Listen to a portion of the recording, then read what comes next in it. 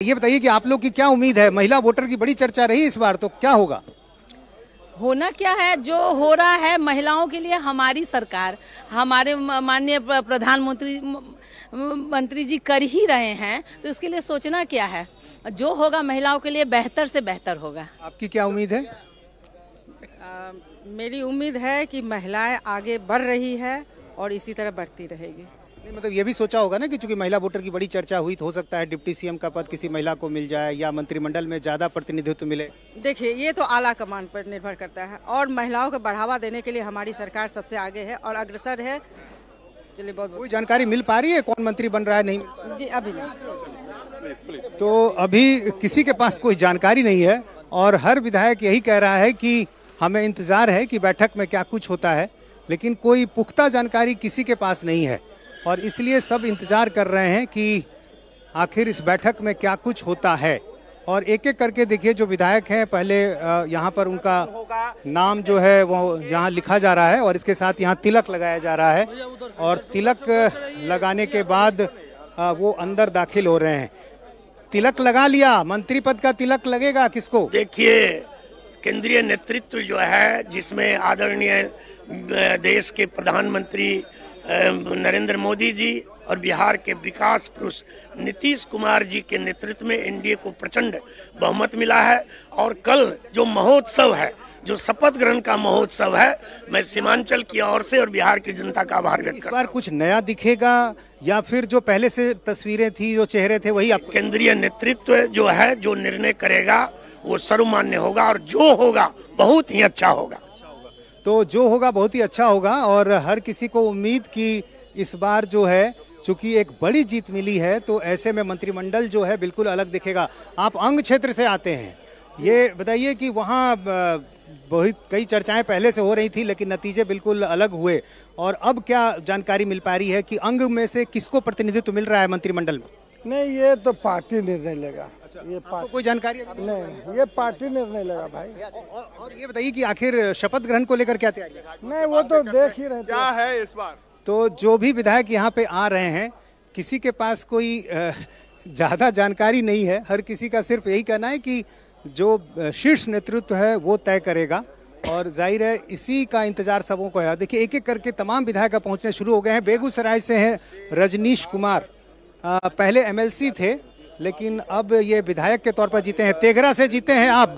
भरोसे की जीत हुई है। रजनीश जी, ये बताइए कि आप तो पहले रह चुके हैं विधान परिषद में भी, ये नया अनुभव विधानसभा का आपके लिए, तो क्या खबरें हैं आपके पास? नहीं, स्वाभाविक तौर पर सरकार की जो ये जीत है उससे बहुत बड़ा भरोसा हुआ है कायम जनता का, आदरणीय प्रधानमंत्री नरेंद्र मोदी जी पर, आदरणीय मुख्यमंत्री जी पर, हमारे एनडीए के जो विचारधारा की सरकार है, जो काम कर रही है, जो डबल इंजन की सरकार है जिसने काम किया पिछले कुछ वर्षों से, तो कुल मिलाकर के बहुत बड़ी जीत उस भरोसे का परिणाम है।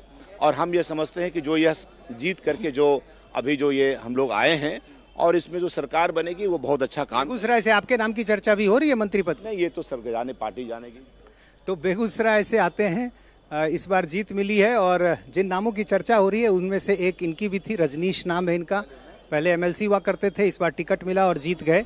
और यहाँ पर देखिए फिर जो तमाम विधायक हैं वो कई विधायक यहाँ पहुँच चुके हैं और यहाँ पर लगातार विधायकों के पहुँचने का सिलसिला जारी है।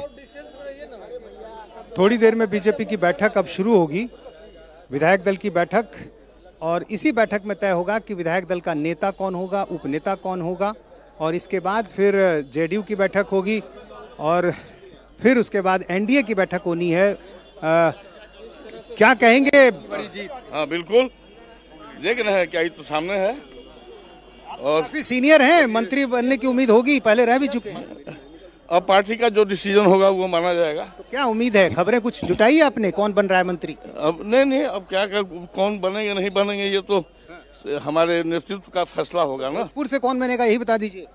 भोजपुर से, भोजपुर के 7 सीट हम लोग जीते हुए हैं। तो भोजपुर की सीट जहां बीजेपी का प्रदर्शन इस बार काफी बेहतर रहा, पिछली बार ऐसा नहीं था, लेकिन इस बार जो शाहाबाद का इलाका है वहां पर काफी अच्छा प्रदर्शन रहा है और यहाँ देखिए बड़े नेताओं के पहुंचने का सिलसिला भी जारी है। जो सम्राट चौधरी हैं वो पहुंच चुके हैं, बिहार बीजेपी का जो सबसे बड़ा चेहरा सम्राट चौधरी वो बीजेपी दफ्तर पहुंच गए हैं और इससे पहले जो पर्यवेक्षक बनाए गए थे वो भी यहां पर पहुंच गए थे।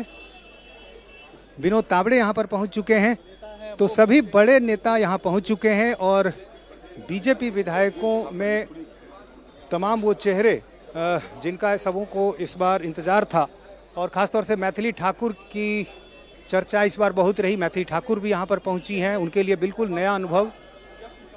और बीजेपी दफ्तर के जो मेन गेट है उस पर सबकी नज़र की कौन कौन विधायक यहाँ पर पहुँच रहा है, चूँकि ठीक सामने जो मेन गेट है यहीं से विधायक दाखिल हो रहे हैं और अब एक एक करके विधायकों के आने का सिलसिला जो है वो जारी है। समर्थक भी यहाँ पर काफ़ी संख्या में पहुँचे हुए हैं।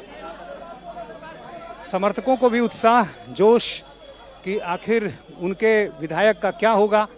आज बैठक में सबसे पहले इस बात का फैसला होगा कि नेता और उपनेता कौन होता है। जाहिर है उसके बाद जो अलग अलग बैठकें होंगी उससे तस्वीर साफ होगी।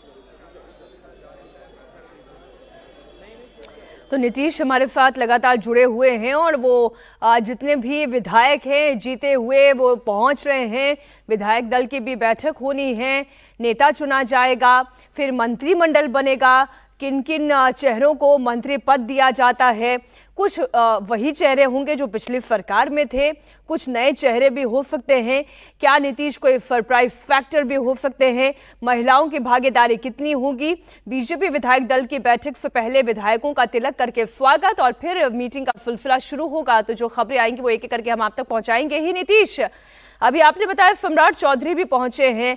चर्चा तो यही है कि सम्राट चौधरी को एक बार फिर से उप मुख्यमंत्री का पद दिया जा सकता है। जी हाँ, इस बात की चर्चा है कि सम्राट चौधरी एक बार फिर से डिप्टी सीएम बनेंगे। और पहले भी आप देखें कि नीतीश कुमार के साथ जिस तरह से सम्राट चौधरी का कद दिखाई दे रहा था, जो उनको मंत्रालय दिया गया, पार्टी में जो उनकी एक पकड़ दिखाई देती है, जिस जाति से वो आते हैं, ये तमाम चीज़ें ये बताती हैं कि सम्राट चौधरी जो है वो आगे भी जारी रहेंगे डिप्टी सीएम के तौर पर। और चूंकि बिहार का जो जातीय समीकरण है उस लिहाज से भी आप देखें तो ये इस बात की संभावना पूरी लग रही है कि सम्राट चौधरी एक बार फिर से डिप्टी सीएम बनेंगे। 2 डिप्टी सीएम पिछली बार थे, इस बार भी 2 होंगे, लेकिन दूसरा चेहरा कौन होगा इसको लेकर अभी कोई जानकारी नहीं आई है। इसके अलावा स्पीकर कौन होगा, स्पीकर को लेकर भी कई तरह की चर्चाएं हैं। प्रेम कुमार जो हैं, जो गया जी विधानसभा से चुनाव जीत कर आए हैं, 9वीं बार जीते हैं, बिहार बीजेपी में एक रिकॉर्ड है उनका। और जाहिर है जितने वो सीनियर हैं, कई विभागों में मंत्री रह चुके हैं, तो ऐसे में उनके स्पीकर बनने की चर्चा इस बार ज़्यादा है और माना जा रहा है कि प्रेम कुमार स्पीकर होंगे। तो अब सबसे ज़्यादा चर्चा इसी बात की है कि आखिर डिप्टी सीएम कौन होगा और इसी बात का इंतजार है जब आज विधायक दल की बैठक होगी उसमें यह तय होगा।